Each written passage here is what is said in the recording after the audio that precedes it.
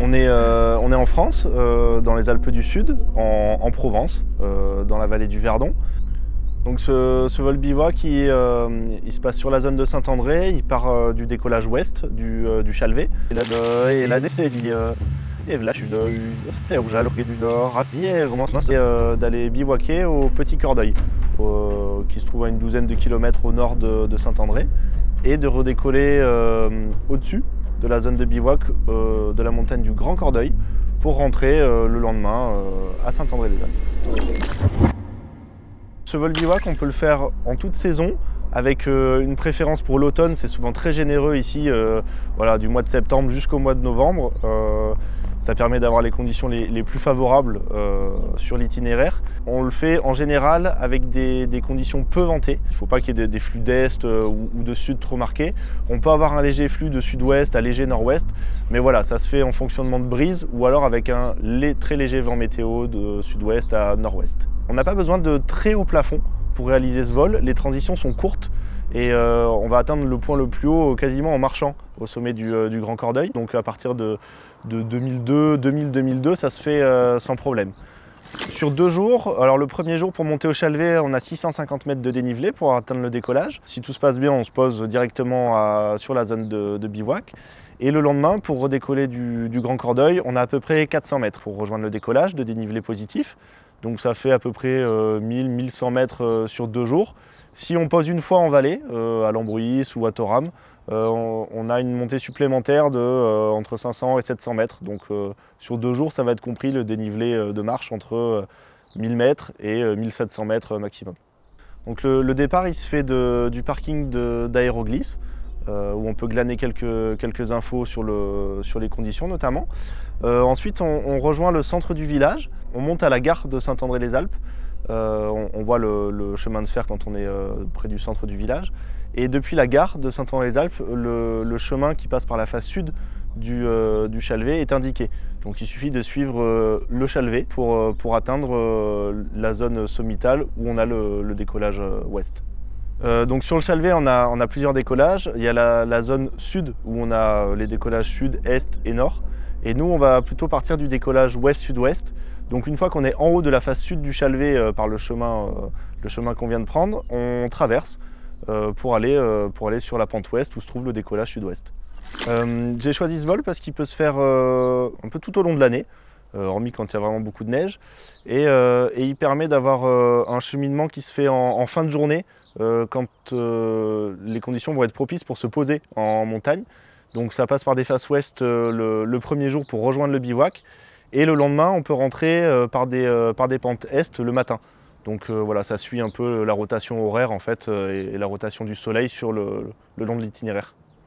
Alors le fonctionnement classique sur la zone des brises, on a 2 brises de vallée principales qui sont la brise de la vallée du Verdon, qui arrive du lac de Castillon et qui remonte vers le haut de la vallée, le Val d'Alos. Donc c'est une brise qui suit la vallée qui est orientée sud-nord.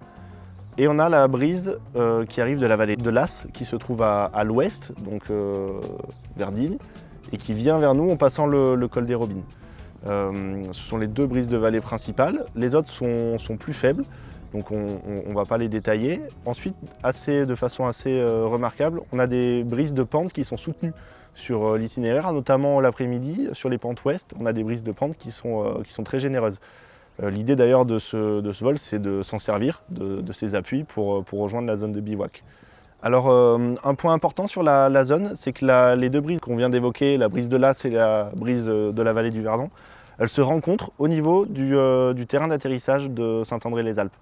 Ce point de rencontre, il nous donne des conditions l'après-midi qui sont parfois peu régulières, que ce soit en orientation ou en force, et qui sont propices parfois au développement d'ascendance.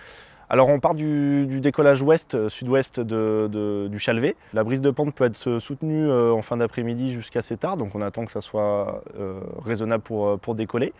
Ensuite, on est de suite sur les appuis de la pente ouest du Chalvet, qui sont très généreux et qui nous permettent de rejoindre, sans prendre forcément de l'altitude, le bout de la crête, où on a une antenne. On appelle d'ailleurs souvent cette montagne l'antenne, c'est la montagne de l'Allier en fait. Avant de passer la zone qui est juste sous l'antenne, qui est en fait exposée un peu plus sud-ouest, on essaye de prendre un peu pour passer cette zone où le flux est moins bien orienté par rapport à la pente, avec un peu de marge. Voilà, donc plus on prend avant, mieux c'est. Ensuite, on rejoint la face ouest de la montagne de l'Allier. Là, on essaie de prendre au moins 100-200 mètres au-dessus du sommet de l'Allier, voire plus, pour pouvoir faire la transition en direction de la montagne de Charvet, qu'on appelle souvent la montagne de l'Ambruisse, où on peut raccrocher dans la pente. En général, ça fonctionne très bien, même du pied de la pente, mais bon, plus on raccroche haut, plus ça va être facile. Donc on raccroche dans la pente de l'Ambruisse, on remonte jusqu'à peu près au sommet de la crête, et là on va chercher à prendre un vrai thermique pour pouvoir ensuite rejoindre la zone du Petit Cordeuil. Donc les thermiques partent en général vraiment de la face ouest-sud-ouest de la montagne de Charvet, et ils dérivent en direction de la zone de bivouac. Donc l'idée c'est, quand on en accroche un bon, de suivre la dérive du thermique pour pouvoir aller vers la zone de bivouac. Si on prend seulement 300-400 mètres, dans ce cas-là, on va devoir prendre un petit peu en intermédiaire sur la face ouest de Léon, qui est juste sous le Petit Cordeuil, pour pouvoir rejoindre la zone de bivouac.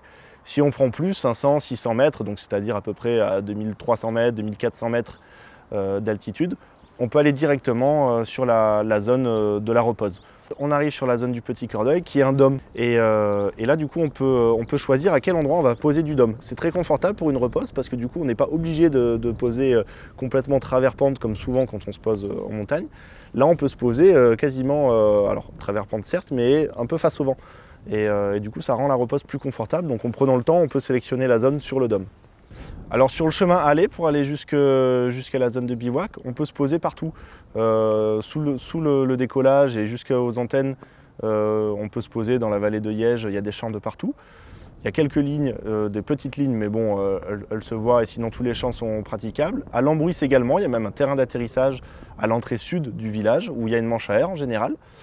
Et si on ne raccroche pas le Petit Cordeuil quand on est un petit peu bas sur les faces ouest, on peut aussi se poser dans la vallée de Thorame et remonter à pied. Alors la zone pour dormir, elle se situe au col qui est entre le Petit Cordeuil et le Grand Cordeuil, donc c'est à l'est de notre point d'atterrissage. Là il y a des petits plats, voilà, il suffit de chercher un peu. Il y a des arbres qui sont un peu clairsemés, voire un petit peu plus denses au niveau du col, qui permettent de se mettre à l'abri s'il y a un tout petit peu d'air.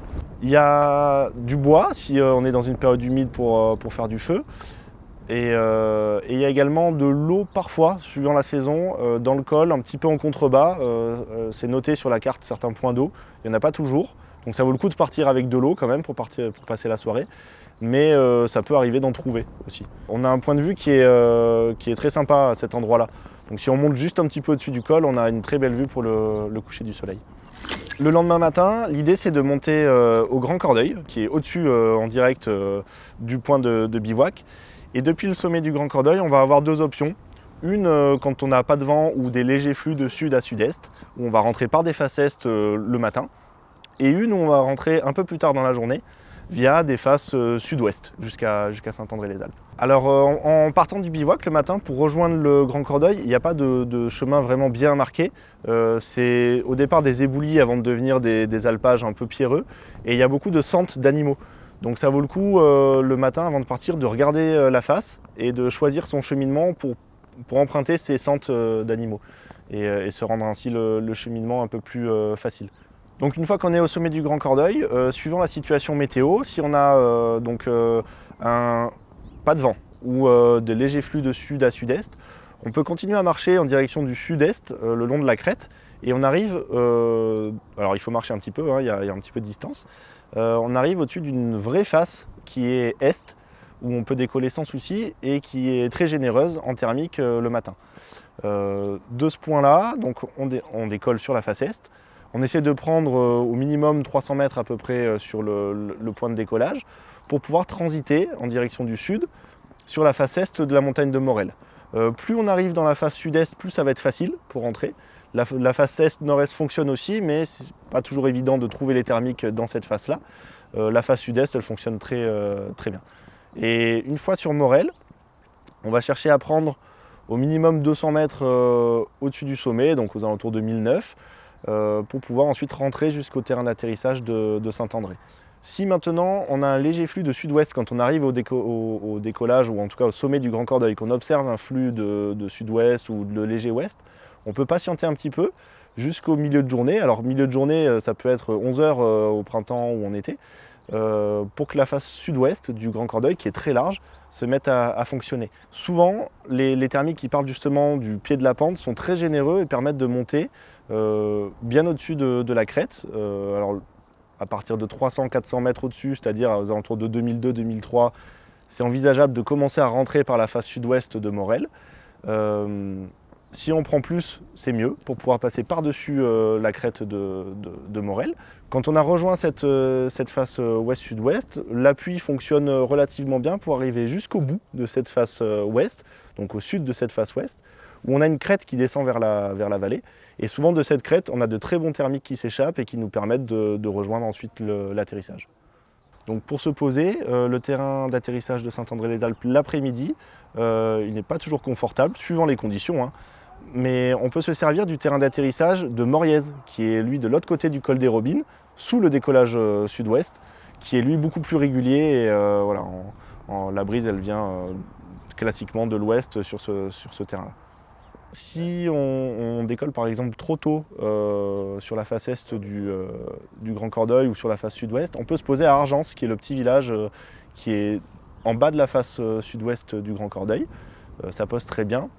Et sinon, plus avancé dans la vallée du Verdon, il faut aller chercher jusqu'à la zone qui s'appelle Vauclose, où on a des grands champs. Les quelques atterros qui sont vraiment dans la vallée du Verdon, ils sont pas très pratiques. On peut s'y poser, mais ce n'est pas le plus facile. Donc il faut aller au moins jusqu'à la zone de Vauclose. Et ensuite, une fois qu'on arrive sur la zone Saint-André-Morel, on évite de se poser sur la base de planeur, mais ensuite les champs entre la Mure et Saint-André peuvent être également posables. On n'a pas de grands points interdits sur la zone, notamment au niveau des espaces aériens, etc. On peut passer partout hein, sur le parcours.